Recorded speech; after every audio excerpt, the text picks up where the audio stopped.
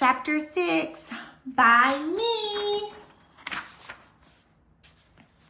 As we stand at the bottom of the mountain, I couldn't believe the distance we would have to climb. The castle looked like a child's playhouse. From where I stood, the deathly rocks and boulders sticking out of the mountainside were just as menacing. Ethan walks past me, starting up the small path. As he scouts ahead, Captain Arton walks over to stand beside me. Sensing my nervousness, he says, "Just keep your gaze towards the skies, and you'll be fine." Patting me on the back, he then turns to his men, saying, "Lady Dorothy, you stay close to me. You three bring the prisoners." Then he begins up the path. I follow close behind. We walk in silence up the winding path. Ethan reappears sometime later with news that some boulders are blocking the path up ahead. Once we reach the boulders, Captain Arton turns towards us. He says, "Princess, rest for a while. You three secure the prisoners, then two of you get up here to help us move some of these rocks." I watch as 3 soldiers take the chains which bind the Athenians and sink them into the rock face. Then 2 of the men go to assist the captain and Ethan with moving the rocks, leaving only 1 soldier behind to watch over the prisoners. Captain Arton tells Ethan to scout ahead once the rocks are cleared enough so we can get through to the other side. He turns, saying to everyone, "Prepare to move out." Before we start up the path, Ethan returns, saying that the path looks clear ahead, but it's very steep, sir. Captain Arton nods, saying, "My lady, you follow Ethan by the path, up the path, and watch your step." He turns, motioning to the guards to start bringing the Athenians up the path, starting with Prince Cavalry. I turn to follow Ethan. I walk up the path. Suddenly, I hear a yell behind me. As I turn, I see one of the Athenians fighting one of the Garlanian soldiers. I watch in horror as their fight brings them closer and closer to the edge of the cliff. Ethan moves past me, back down to help Arton with the men. He passes Prince Cavalry and his guard, who are standing in front of us watching the scene as well. Chaining the prince to the cliff, they rush off to help. I start to quickly follow them. Even though Ethan had told me to stay put, not watching my step, my foot slips out from under me and I start to slide down the path. Reaching my hands behind me, I claw the ground, trying to stop my descent. Suddenly, I am jerked to a stop. I look up, seeing that it is Prince Cavalry, who has grabbed my hands as I was sliding past him. He pulls me up beside him. We sat there, our hands still intertwined, staring into each other's eyes. I blink, whispering, "You saved me." "Why?" Prince Cavalry only stares at me with those icy cold eyes of his. Remind me more and more of a shark. He opens his mouth to say something, but a scream pierces the air. We turn just in time to see the 2 men fall off the side of the cliff to the ocean below. I jerk to run towards them, but the prince doesn't let me go. I stop struggling as he says, "It's too late. There's nothing we can do for them now. At least not for the Garlanian scum. But hopefully Charles will have survived the fall." I glare at him. How? Hitting the water from this height would have been like hitting cement. Prince Cavalry shrugged his shoulders, saying, "We are Athenians." Releasing my hands, he nods his head towards the others. I turn, seeing Captain Arton approaching us. He says, "If you have harmed her in any way, I will kill you right now." I stand up, blocking them from each other. I explain, He saved my life, Captain. I was falling down the path. If it wasn't for him, I would have fell over the cliff too. Captain Arton nods, but still glares at the prince. Prince Cameron said from behind me, "You Garlinians are pathetic. You cannot even protect your own men. How do you expect to protect a princess?" Captain Arton smiles menacingly, saying, "You will not have your chance today, Athenian. I do not provoke that easily." He quickly turns, ordering the guard standing behind him to keep a close eye on the prince. I shake my head, saying, "Stop trying to start a fight with him. When he tried to kill your father, he was just a soldier following orders that I am sure you have given plenty of in the past." He just stood there staring down at me with that same cold expression as before. I groaned, walking past him back up the path. Later that night, we camped out in the entrance of the cave that would take us into the castle. I decided to approach the prince about why he had saved me earlier today, walking over to him with 2 plates of food. I gave the other Athenians his plate and then walked over to the prince. I handed him his plate. He picked at his food and I sat down on a rock across from him. Taking a bite of his food, he eyed me curiously. I cleared my throat as I asked, "Why did you do it?" He was looking at the guard that was watching us closely. "Do what?" he asked. I said, "You saved me." "Why?" "You could have just sat there and watched me fall to my death. But you didn't." He looked at me. "You should go back to your campfire, princess. We wouldn't want you to get cold." I glared at him. I replied in the same arrogant voice, "Not until you answer me, prince." He looked at me. He looked up at me, the corner of his lips pulling into a half smile. Then as quietly as it came, that's supposed to be quickly. Then as quickly as it came, it was gone. He said, "Perhaps I wanted to kill you myself, slowly. I wonder how long it would take a halfling like you to die." At that, the guard started to hit him. "You piece of..." I motioned to him to stop. "No, it's okay. They're just words." The guard looked me in the eyes. He said, "I'll be right here if you need me." Nodding, I turned back to the prince. I watched him for a while. Then I said, "You know," I lowered my voice so only he could hear me, "I think you're tired of all the fighting and death, just like the Garlinians." He started to say something, but I held my hand up. As he glared at me, I continued, "No, let me finish. If you wanted me dead, that was your choice. That was your chance. You didn't take it. Instead, you saved me. The whole reason I'm here is to bring peace to my people and yours. You know that. That's why you saved me." I stood up, waiting for him to reply, but he only stared at me, chewing his food. He shrugged his shoulders, not saying anything else to me. I turned, walking back to my bed by the fire. The next morning, we woke early to begin our journey into the cave. The Gardanian men had each made torches. They were lighting them as Captain Arton was inspecting the prisoners' chains. "We should be inside the castle by nightfall," he said. We start our journey into the dark cave, with Captain Arton leading the way. I felt apprehensive, knowing that soon I would be meeting the people of his area and become their new leader. Will I even be able to end this war that has been going on between these beings for centuries?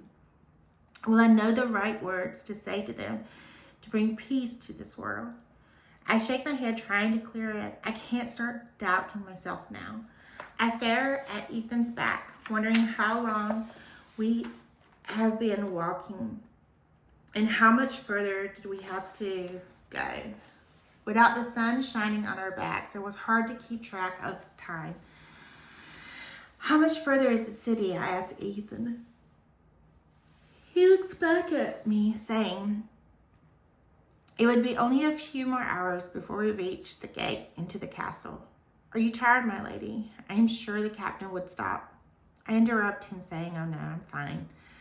I was just wondering, that's all. Ethan nods, turning back around. Suddenly, Captain Arton stops, bringing a halt to our group. Captain Arton whispers to Ethan, there's a light ahead. It could be Captain Carmen's group. Wait here. I'll check to make sure before we continue. A few minutes pass and he reappears, motioning for us to join him. We round the corner, entering a large chamber. Flickering orbs with some type of markings on them float in the air, lighting up the room. Several Garlanian soldiers stand guarding the gate, which appear to be two large wooden doors. Captain Arton stands with Captain Carmen, cheerfully talking to him. Suddenly the way we had entered is blocked by more soldiers, each holding lethal swords. The man with Captain Arton says, I'm sorry, I had no choice, my friend. Forgive me. Captain Carmen backs away from Arton, pulling out his sword. He declares, put your weapons down now. You're all prisoners of King Lard. Captain Arton yells, protect the princess. Ethan and the other men form a circle around me as Captain Carmen's guards advance on us. The prince laughs. You Garlanians cannot even keep peace with each other. How pathetic. I turn to glare at him just in time to see one of the guards punch him in the gut. Ethan looks at me. He says, when I tell you to run, run. He grabs a hold of my sleeve, saying, hide. I nod, tightening my fingers around the dagger that I hoped I wouldn't have to use. I also hoped the clothes I was wearing could truly hide me from you. I would soon find out. The men approaching us stop, standing only a few feet away from us. I asked Ethan, who stood in front of me, what are they waiting for? Before Ethan could answer me, the gate to the castle opens and a single man walks through it. More soldiers follow behind him and space themselves throughout the chamber. The man stands there, not speaking to anyone, only coldly staring right at me. He says, come here, child. Let me see the one my uncle would have preferred as his successor. Captain Arton growls.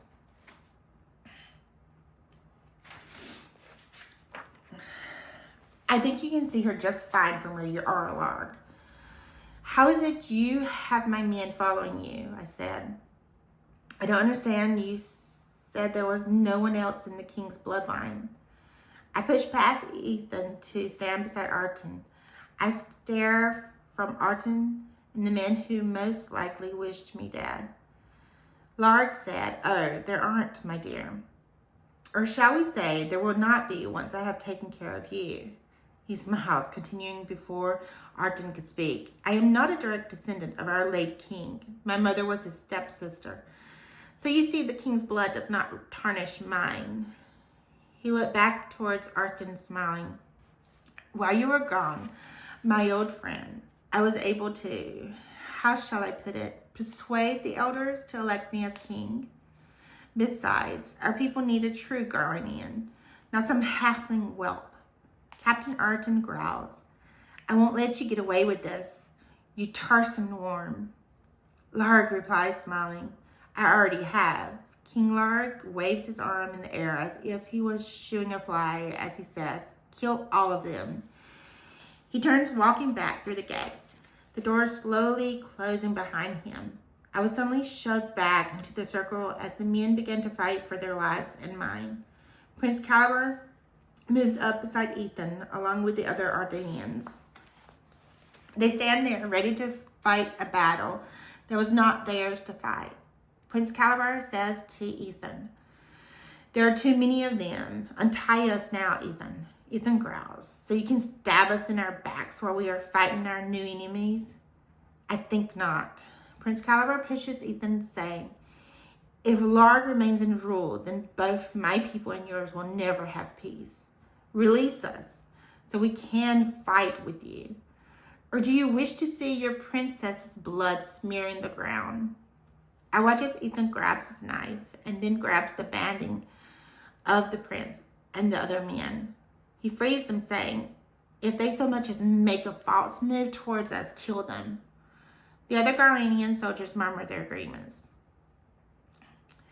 My attention returns to Captain Arton, who stands only a few feet from the other captains, speaking to him in a low voice. I ask Ethan, what are they saying to each other? And why haven't they attacked us yet? What are they waiting for? I look around at all the Garlanian soldiers that stood glaring at us, their swords drawn but motionless, even though they had been ordered to kill us. Ethan said they hesitate because Larg has ordered them to kill their own people. But not only that, we have all trained and fought together. I think of many here as friends, brothers. That man there is the godfather to my children, and now I may have to kill him. He nods his head towards an older man standing near the gate. Then he says, I think the captain is trying to talk Karaman out of following Larg's orders. If he can sway him to our side, then the others will follow him. I pray he succeeds. Prince Caliber, who now has his own sword, says, he's not convincing him, Ethan. With that, he moves into a fighting stance. I look at him, then Ethan. They both look grim. I ask, how do you know? They both look calm enough. Ethan says, Christ are very good listeners for a fish. Prince Caliber glares at him, then shrugs his shoulders. I exclaim, you can hear them? What are they saying? The prince says, doesn't matter. Larg has his family in prison, so even if he wanted to switch sides, he won't. So get ready now. I gasped as each man was suddenly defending themselves, the clash of their swords deafening within the circle I stood. Ethan yells out, tighten the circle. Don't let any of them act through. I watch and horror as he stabs a man in the chest. All around me, the men I had been traveling with were fighting to keep me alive. Even their 2 Arthenian prisoners were fiercely holding to the circle to protect me. I wanted it to stop. All the blood, the loss of life. For what? There was nothing I could do but watch and wait for my chance to run. I watch the Athenians who move with such deadly grace against the Garlanians, or the Garlanians fight with such brute force compared to them. Hearing Captain Arton's agonizing cry, I looked towards where he last stood. I held my breath, thinking he had been injured. I see instead that he held the other captain in a strange embrace. Pulling back, he removes his sword from the other man's body, lowering him gently to the ground. Arthur whispers something to him as the man's hand goes limp in his hand. He slowly stands up, then charges towards the Garlanian soldiers. I watch as he brutally fights his way towards the gate. Our small circle had somehow moved in front of the entrance that we had come through. The soldiers who had guarded it now lay dead. The Garlanian men that stood behind me now were moving in front of me, guarding me and the way out of the room. Ethan said, run, princess, now. I look at his back. I can't just leave. I want to help. There has to be something I can do. Ethan moves back with me, allowing the men by his side to close the gap. He grabs me by the arm and quickly pulls me down the path. He says, you want to help, then escape, princess. Do not look back. Do not stop. This suit you wear can make you invisible. Use that and live. This is how you can help us. Find a way to take back the throne that is rightfully yours. If any of us survive, we will find you somehow. Take this virtual map. He places a small squared locator device into my hand. This can guide you back to the ship, but be careful and trust no one. Now go, he says, pushing me down the path. He then turns, rejoining his men. I slowly back down the path, watching them fight. My heart sinks as I turn and run. This wasn't Right, I thought to myself. How can I just leave? I brushed tears from my cheeks, coming to almost a stop as I moved towards the opening of the cave. I turned back, saying aloud to myself, no, I have to help them.